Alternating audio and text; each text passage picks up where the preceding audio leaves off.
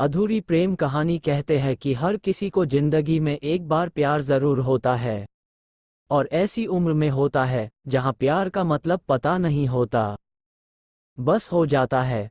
वैसे प्यार में मतलब गैरवाजिब होता है। प्यार होने का एहसास हमें तीनों जहां की सैर करता है। हम ख्वाबों में अपनी दुनिया बसा लेते हैं, हमें महबूब के अलावा किसी चीज से मतलब नहीं होता। उसका दीदार हमारे दिल को सुकून दिलाता है, उसकी हर बात हमारे कानों से उतरकर दिल को छूने लगाती है। उसकी हंसी जैसे सारी दुनिया की खुशी समेटकर हमारे आंचल में डाल दी हो। उसका रोना जैसे खुदा की रुबाई, उसका चलना, रुकना, फिर चलना दिल के तार छेड़ देती है। झुकती पल के लज्जा का एहसास दिलाती है। आंखों की गहराई में डूब जाने का दिल करता है। सारा जहां एक तरफ और महबूब की चाहत एक तरफ। कुछ ऐसा ही हुआ था मेरे जीवन में। उन दिनों मैं अपनी नई जॉब की सेवा में था। थी तो छोटी डिस्ट्रीब्यूशन कंपनी। अकाउंट असिस्टेंट के जॉब में वैसे कोई चैलेंज नहीं था। टाइम पे आना, टाइम पे जाना, टाइम पे खाना, सुकून भरी जिंदगी थी मेरी। लंच टाइम के बाद टहलने के लिए काफी वक्त मिलता था। कुछ महीने बीत गए।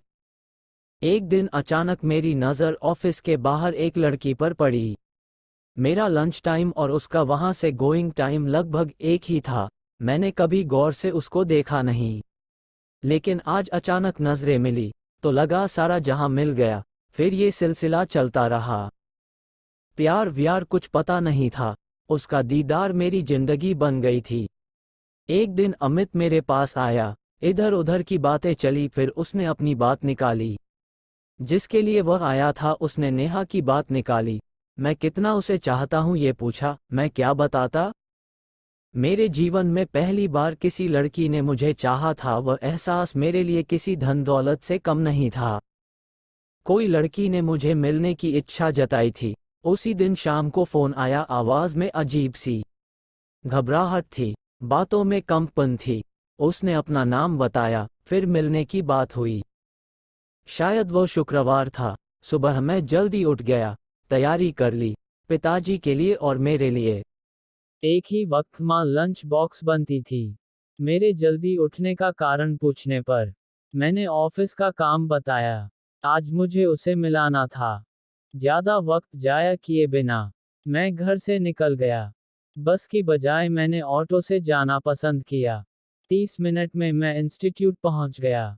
सुबह की 8:30 बजने में और 5 मिनट बाकी थे, और वह बाहर आई। साथ ही सहेलियों को उसने बाय किया। उसके चेहरे पर घबराहट साफ नजर आ रही थी। मैं कुछ कदम चला, फिर उसने साथ दिया। थोड़ी दूर जाकर एक कोने पर मैंने अपनी चाहत का इजहार किया।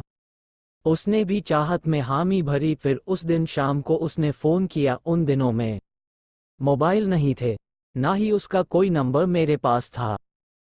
बस उसका मुंह बोला भाई था।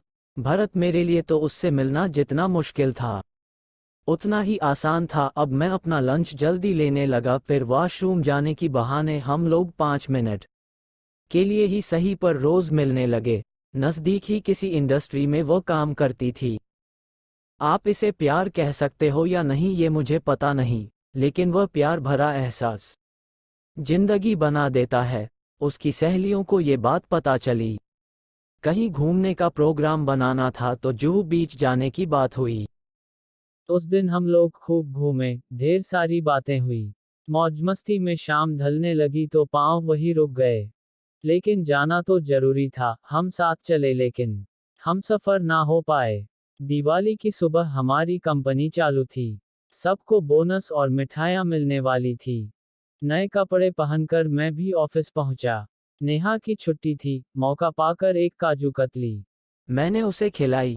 वो दिन अच्छा चला गया। हम ऑफिस से निकल ही रहे थे तो फोन की रिंग बजी। मैंने फोन उठाया। बड़ी दर्द भरी आवाज में उसने कल की मुलाकात की तारीख तय की। उसकी परेशानी उसकी बातों से मेरे दिल तक पहुंच रही थी।